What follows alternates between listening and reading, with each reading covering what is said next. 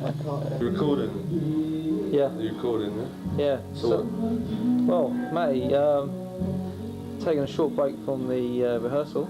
Yeah. How's it going for you at the moment? What, musically? Yeah. What, with Mammoth? With this particular band? Yeah. Fine, yeah. I don't know, we're trying out this video here.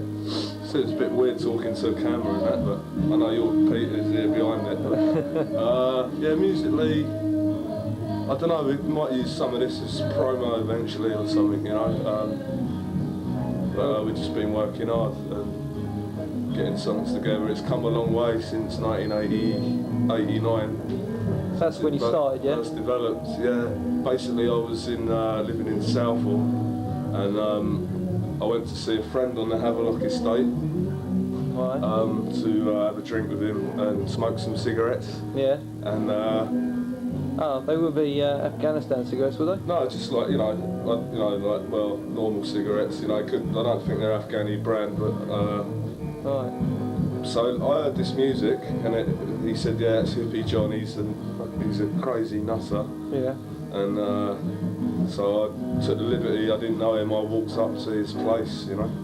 I knocked on the door. I was getting a musicians cooperative together then, and I sort of got my foot in the door basically with that O'Hara. He's a total raving lunatic, does all this dancing Nelly, and he was total off his head. But he was our keyboard player, and he still is. But he's not here tonight. Right. Is he? I mean, is he still an active member of the band? He's floating member. He's floating. You know. He's He's contributed a lot of material, and if we ever get CDs out, which we're hoping to do soon, that will hopefully feature some of that Dancing Nelly's, that Trickster Oh Lovely, some of his stuff on there. Yeah. But that's basically the history, and that's how I met. They weren't Slack Mammoth then; it was called Death Before Din-Dins. Yeah. It was Steve who's in there singing. So Sparx, Nick, and Steve, all original members of? No, just Steve's the original member. But I mean, once they're in there, it's like being an original member. Yeah. Once people are in, I guess. I don't know, we've had our ups and downs, I guess most bands do, you know? Yeah. Because like, we never used to take it seriously. We used to have an open door studio, and everyone used to just come in and like have a drink and smoke some cigarettes, and there'd be about 40 odd musicians maybe. Well, I'm exaggerating, about 12 or something, you know, a few different bands all jamming out together. Mm-hmm. And basically that's how Slack Mammoth started. We just used to do it because we could play, or played to a certain standard of sorts, and you know, there's unlimited jamming material on tape, but that's how it started, you know? Yeah. Through just jamming and having a laugh and having a smoke and having a drink, you know? And having a smoke with some fags and getting in there and B&H, Benton and Hedges. Certainly. Instead, she gets number 21.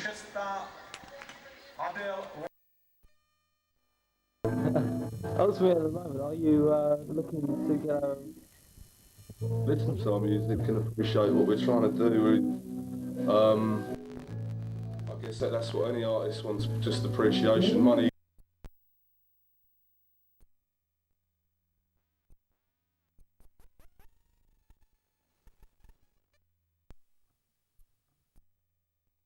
Drink, you know, and having a smoke with some fags and getting in there and B&H, Benton and Hedges.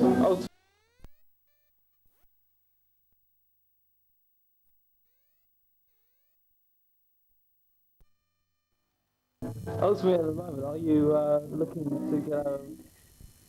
Listen to our music and appreciate what we're trying to do. I guess that's what any artist wants, just appreciation. Money.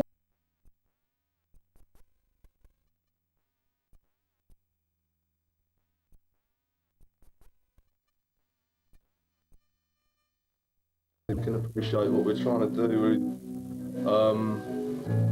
I guess that's what any artist wants, just appreciation. Money comes into it. I mean, you know, it's not a hobby, it's a way of life as such, you know, and being active in music is quite satisfying in itself through doing demos and stuff like we're doing now, you know, to show our children's children, you know, it'll be a part of history, even if we don't get discovered, which, to be honest, it'll be nice, you know, but wouldn't like to say things now what I might regret if we ever make it, do you know what I mean? But I'm not that fussed either way. I'm quite a contented person.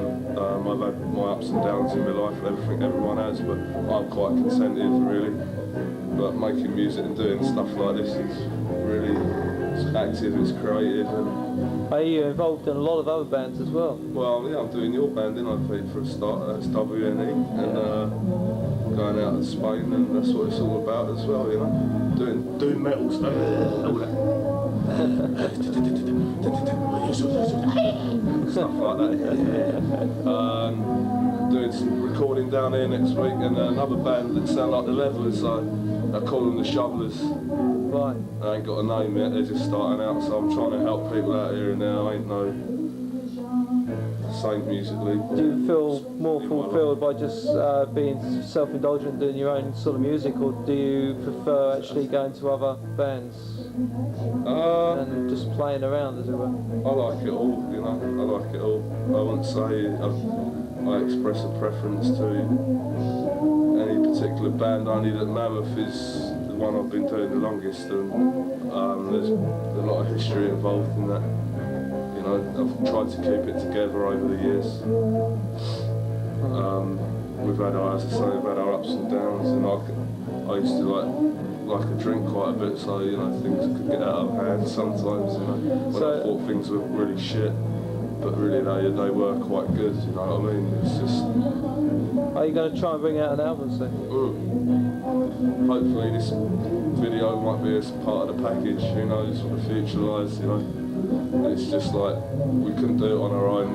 You know what I mean? George is here with the lights, yourself, you're filming. It's all appreciated. You know what I mean? It's all appreciated. Trying to get our message across, whatever that is to bring back the free festivals and fuck the criminal justice bill and stuff like that.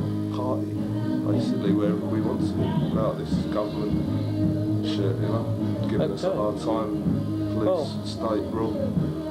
Matt? Okay, mate, yeah. Thank I've you. babbled on quite a bit, it's a good 5 minutes at least. Yeah, cheers. Maybe more. See you soon, man. Yeah. Nice one. Bye. Fox, what's up? I've got toothache.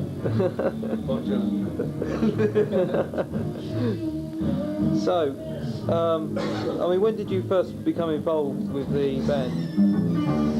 93. 93. Summer, I think, 93. Yeah. And who was in the band when you joined? Besty, Matty, and various bassists inside. His bases. Various ones. So Nick is the new boy, if you like, almost. Yeah. Yeah. About a year now, I suppose. Yeah. All that. Do you? I mean, is Slack Mammoth the only band you played in, or? I've been in other bands. Some reggae bands and heavy metal and bands, all sorts of things. What's your favourite kind of music that you enjoy playing? Apart from this rave, I suppose. Slack Mammoth. Merry downside. They can sponsor us any day. Yeah, all that nonsense. What music do you like listening to? What are your influences? Not really many influences, really. We never play covers or anything, it's just as we make it up as we go along. So what do you listen to personally? Rave. Yeah. I don't know, indie rock, I suppose. Psychedelic, punk, whatever. Really, Irish music. I noticed you like effects pedals. Yeah, I've always been into the effects because I've got bored of the sound of the guitar in a way, really. I like to change it a bit. Have you ever played a MIDI guitar? Yeah, I had a go on one once, but in a shop. It's pretty good. I'm getting into keyboard now anyway. So. Yeah. Right. So it could be a future Slack Mammoth keyboard player on the one. Yeah, but I could be doing that as well, yeah. or sequencing something that will happen in the song, so. much. Are you as keen as Matt to get some kind of deal or actually get somewhere with Slack Mammoth? Yeah, well, at the moment I'm working at the building site, and when that finishes, I'll start my own business with the CD label. So we'll be making our own anyway. Right. And try and get a deal. Try and get a good quality CD out as a demo. And send it out. Okay. Do you enjoy the music you're playing at the moment? Yeah. It's never been serious though. It's always been slow. Things like never being late for rehearsals and forgetting words and all sorts of things like that. It's always been a thing. It's like Yeah.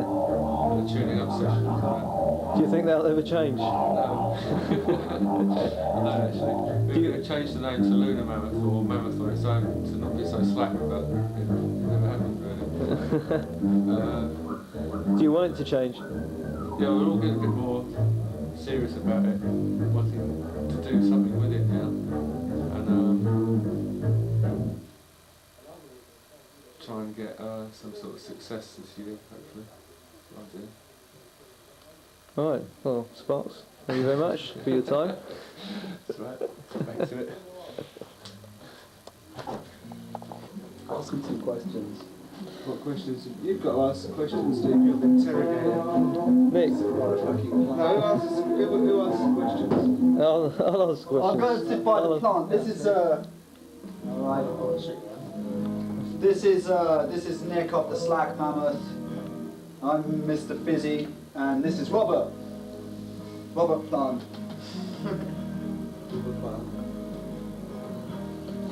It is actually rubber, isn't it? It's plastic, it's not real. I don't think it's real somehow. So, Nick, first question to you, or query rather. You are relatively, or you could be loosely termed as the new boy of Slack Mammoth. The new boy. You've only been... Yeah, I've only been in Slack Mammoth for like 2 years or something like that, so I'm the new boy. So, do you enjoy being part of Slack Mammoth? Yeah, it's great, it's infectious. Once you're in it, you can't, it's like, it never seems to do anything, but I mean, you don't want to get out of it. It sounds great, I love it, it's really good. It's infectious. So, you're all trying to go for a record deal or some sort of deal this year, I believe? Yeah, ideally, yeah. Yeah? Okay. Do you actually have any kind of formulated plan as to what you're going to do in the future, even if this deal doesn't work out? No, I don't think anything happens. It just happens. Like we decide to do it, we might do it. Yeah, we do it, and then it'll be good. No, we'll keep doing whatever we're doing, but I mean, we want to push really to get a deal, but we love, yeah, we just keep doing what we're doing. You know, trippy parties down the woods.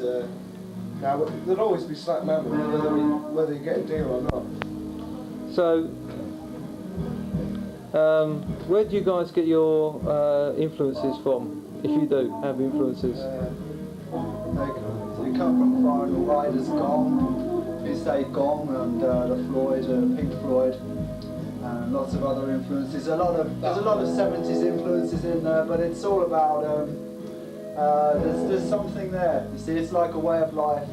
If you live that life and you play music and you improvise a lot and make good music and make yourself happy, then usually the audience will get off on that, and it's just the thing. I mean, we've done some awful gigs, but we've had some strange, something strange, just the right word.